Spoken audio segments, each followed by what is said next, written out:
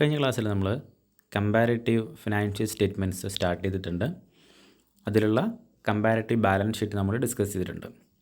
Okay, പിന്നെ നമ്മൾ നോക്കാൻ പോകുന്നത് കമ്പാരിറ്റീവ് ഇൻകം സ്റ്റേറ്റ്മെൻ്റ് ആണ്.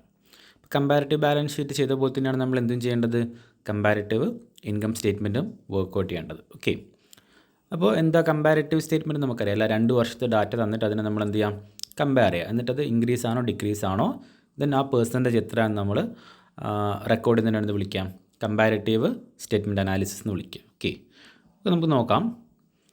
കമ്പാരിറ്റീവ് ഇൻകം സ്റ്റേറ്റ്മെൻറ്റ് നോക്കുന്നതിന് മുന്നോടിയായിട്ട് നമുക്ക് എന്താണ് ഇൻകം സ്റ്റേറ്റ്മെൻറ്റ് എന്ന് നോക്കാം.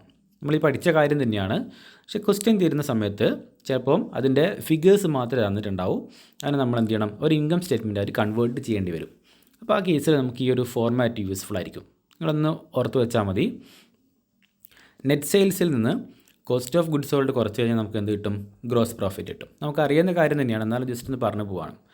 ദെൻ ഗ്രോസ് പ്രോഫിറ്റിൽ നിന്ന് നമ്മുടെ ഓപ്പറേറ്റിംഗ് എക്സ്പെൻസുകൾ, അതായത് ബിസിനസ്സുമായിട്ട് ഡയറക്റ്റ്ലി റിലേറ്റഡ് ആയിട്ടുള്ള ഓപ്പറേറ്റിംഗ് എക്സ്പെൻസുകൾ മൈനസ് ചെയ്ത് കഴിഞ്ഞാൽ നമുക്ക് കിട്ടുന്നതാണ് ഓപ്പറേറ്റിംഗ് ഇൻകമാണ്. ഓക്കെ, ഇനി ഈ ഓപ്പറേറ്റിംഗ് ഇൻകത്തിൽ നിന്ന് നമുക്ക് ഏതെങ്കിലും നോൺ ഓപ്പറേറ്റിംഗ് എക്സ്പെൻസ് ഉണ്ടെങ്കിൽ അതൊന്നും എന്ത് ചെയ്യാം, മൈനസ് ചെയ്യാം. ബാലൻസ് കിട്ടുന്ന ഫിഗർ എന്തായിരിക്കും, നെറ്റ് പ്രോഫിറ്റ് ആയിരിക്കും. അതായത് നമ്മുടെ profit and loss account prepare ചെയ്യുന്ന അതേ ഫോർമാറ്റ് തന്നെ അതിനൊരു സ്റ്റേറ്റ്മെൻറ്റ് ഫോമിലേക്ക് ആക്കിയെന്നേ ഉള്ളൂ. അപ്പോൾ ആ കാര്യം ഒന്ന് ഓർത്ത് വെക്കാം. അപ്പോൾ ഇവിടെ ഒരു ക്വസ്റ്റ്യൻ കൊടുത്തിട്ടുണ്ട്. From the following information prepare A comparative income statement. Okay, ഇപ്പോൾ ഞാൻ നേരത്തെ പറഞ്ഞ പോലെ തന്നെ ഫിഗേഴ്സാണ് തന്നിട്ടുള്ളത്, സ്റ്റേറ്റ്മെൻറ്റ് ഡയറക്റ്റ്ലി തന്നിട്ടില്ല. നമ്മൾ എന്ത് ചെയ്യണം, ഇതിനെ ഒരു സ്റ്റേറ്റ്മെൻറ്റ് രൂപത്തിലേക്ക് കൺവേർട്ട് ചെയ്യണം. നെറ്റ് സെയിൽസ് തന്നിട്ടുണ്ട്, cost of goods sold, office expense and selling expense. Okay, അപ്പോൾ അത് രണ്ടും എന്താണ്, ഓപ്പറേറ്റിംഗ് എക്സ്പെൻസുകളാണ്. ഓഫീസ് എക്സ്പെൻസും സെല്ലിംഗ് എക്സ്പെൻസ് എന്താണ്, ബിസിനസ്സുമായിട്ടുള്ള ഡയറക്റ്റ് ഓപ്പറേഷനുമായിട്ട് ബന്ധപ്പെട്ട് വരുന്ന എക്സ്പെൻസ് ആയതുകൊണ്ട് നമുക്ക് അതിനെന്ത് വിളിക്കാം, ഓപ്പറേറ്റിംഗ് എക്സ്പെൻസ് എന്ന് വിളിക്കാം. ഓക്കെ, നമുക്കിതിനെ എങ്ങനെയാണ് നോക്കാം, എങ്ങനെയാണ് വർക്കൗട്ട് ചെയ്യുന്നത് അല്ലേ. ഫസ്റ്റ് ഓഫ് ഓൾ നമ്മളൊരു ഹെഡിങ് കൊടുക്കുക, കമ്പാരിറ്റീവ് ഇൻകം സ്റ്റേറ്റ്മെൻറ്റ്. ഏതൊക്കെ വർഷത്തെ ഇൻകം സ്റ്റേറ്റ്മെൻറ്റാണ് ഉണ്ടാക്കുന്നത് എന്നുള്ളത് താഴെ നമ്മൾ ഡേറ്റ് ഇട്ട് മെൻഷൻ ചെയ്യാം. ദെൻ നമുക്ക് ഈ പറയുന്ന ഫോർമാറ്റിലേക്ക് എന്ത് ചെയ്യുക, കൺവേർട്ട് ചെയ്യുക. ഒരു particulars column, then 2 amount column. അതായത് ഏത് വർഷത്തെ ഡാറ്റയാണ്, 2 വർഷത്തെ ഡാറ്റയാണ് കമ്പയർ ചെയ്യുന്നതെങ്കിൽ നമുക്ക് എന്ത് വേണം, 2 എമൗണ്ട് കോളം വേണം. പിന്നെ എമൗണ്ട് ഇൻക്രീസ് അല്ലെങ്കിൽ ഡിക്രീസ് കാണിക്കാനുള്ളൊരു കോളം, അതേപോലെ തന്നെ അതിൻ്റെ പെർസെൻറ്റേജ് കാണിക്കാനുള്ളൊരു കോളം നമുക്ക് എന്ത് ചെയ്യണം, വേണം. ഓക്കെ, അപ്പോൾ നമ്മൾ ഈ ഫിഗറിനെ സ്റ്റേറ്റ്മെൻറ്റിലേക്ക് കൺവേർട്ട് ചെയ്യണമെന്ന് പറഞ്ഞു. അപ്പോൾ സ്റ്റാർട്ട് ചെയ്യേണ്ടത് എന്ത് വെച്ചിട്ടാണ്, നെറ്റ് സെയിൽസ് വെച്ചിട്ടാണ് സ്റ്റാർട്ട് ചെയ്യേണ്ടത് അല്ലേ.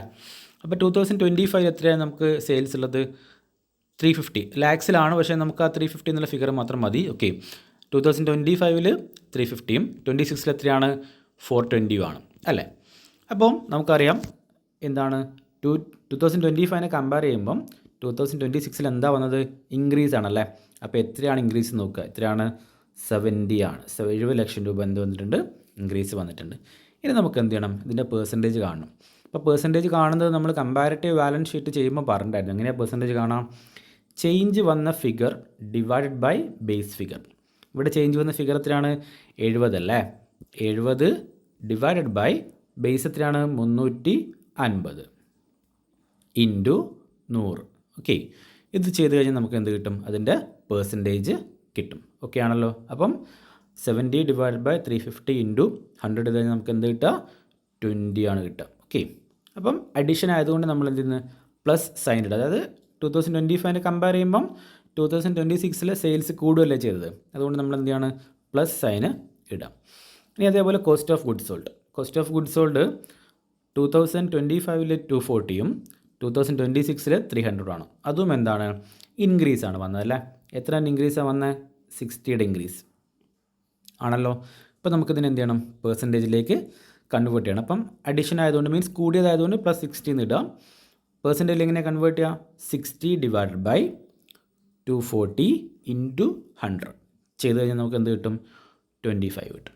ഓക്കെ, പെർസെൻറ്റേജിൽ കൺവേർട്ട് ചെയ്യുന്നത് വളരെ എളുപ്പമാണ്. എത്രയാണോ ചേഞ്ച് വന്നത് അത് divided by base figure into 100 ചെയ്താൽ മതി. ഇനി നമുക്ക് നെറ്റ് സെയിൽസിൽ നിന്ന് കോസ്റ്റ് ഓഫ് ഗുഡ്സ് സോൾഡ് കുറച്ചാൽ എന്താ കിട്ടുക, ഗ്രോസ് പ്രോഫിറ്റാണ് കിട്ടുക. ഓക്കെ, അപ്പം 2025 110ഉം 2026 120. അവിടെയും എന്താണ്, 10 ലക്ഷം രൂപയുടെ വർധന വന്നിട്ടുണ്ട് അല്ലേ. 2025 കമ്പയർ ചെയ്യുമ്പോൾ 26 എന്ത് ചെയ്തിട്ടുണ്ട്, 10 ലക്ഷം രൂപയുടെ വർധന. അപ്പം പ്ലസ് 10. ഓക്കെ, പെർസെൻറ്റേജ് കണ്ടൂടെ, 10 ഡിവൈഡഡ് ബൈ 110 ഇൻറ്റു 100 എന്ത് കിട്ടും, 9.1 കിട്ടും. ഓക്കെ ആണല്ലോ? യെസ്. ഇനി നമുക്ക് 2 ഓപ്പറേറ്റിംഗ് എക്സ്പെൻസുകളുണ്ട്. ഏതൊക്കെയാണ്? ഓഫീസ് എക്സ്പെൻസും ഉണ്ട്, സെല്ലിംഗ് എക്സ്പെൻസും ഉണ്ട്. അപ്പോൾ ഓഫീസ് എക്സ്പെൻസ് 2025 30 ആണ്, 26 36 ആണ്. യെസ്. അപ്പോൾ ചേഞ്ച് എത്രയാണ് വന്നത്? 6 ലക്ഷം രൂപയുടെ ചേഞ്ചാണ്. അതിന് പെർസെൻറ്റേജ് കൺവേർട്ട് ചെയ്യാം.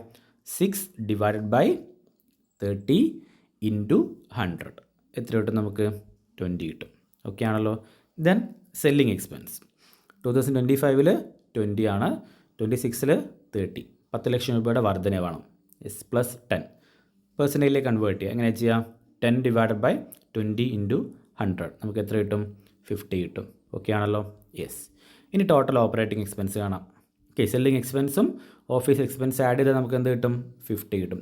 30 + 20 50, ദെൻ 36 + 30 66. ഇപ്പോൾ ഡിഫറൻസ് കാണാം. 50 എന്തായിട്ടുണ്ട്? 66 ലക്ഷം രൂപ. 50 ലക്ഷം എന്നുള്ളത് 66 ലക്ഷം രൂപയായിട്ടുണ്ട്. എത്രേൻ്റെ വർധനവാണ്? പ്ലസ് 16 ലക്ഷം രൂപ. ഓക്കെ, പെർസെൻറ്റേജ് കാണാം.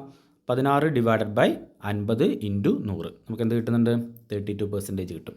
ഓക്കെ, ദെൻ നമുക്ക് ഓപ്പറേറ്റിംഗ് പ്രോഫിറ്റ് ഫൈൻഡ് ഔട്ട് ചെയ്യാം. എങ്ങനെ ഓപ്പറേറ്റിംഗ് പ്രോഫിറ്റ് ഫൈൻഡ് ഔട്ട് ചെയ്യാം?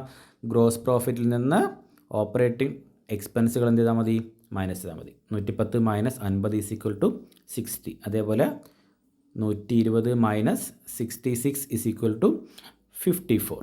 യെസ്. ദെൻ അത് ചെയ്ത് നമുക്ക് എന്ത് കിട്ടും? ഓപ്പറേറ്റിംഗ് പ്രോഫിറ്റ് കിട്ടും. 2025 60 lakh ആയിരുന്നു, അത് 2026 ആകുമ്പോൾ എന്തായി? 54 lakhs ആയി. അപ്പം മൈനസ് ആണ്. എത്രയാണ്? 6 ലക്ഷം രൂപയുടെ കുറവ് വന്നിട്ടുണ്ട് അല്ലേ? അപ്പോൾ നമുക്കിതിന് എന്ത് ചെയ്യണം? പെർസെൻറ്റേജിലേക്ക് കൺവേർട്ട് ചെയ്യണം. എങ്ങനെ കൺവേർട്ട് ചെയ്യാൻ നമുക്കറിയാലോ?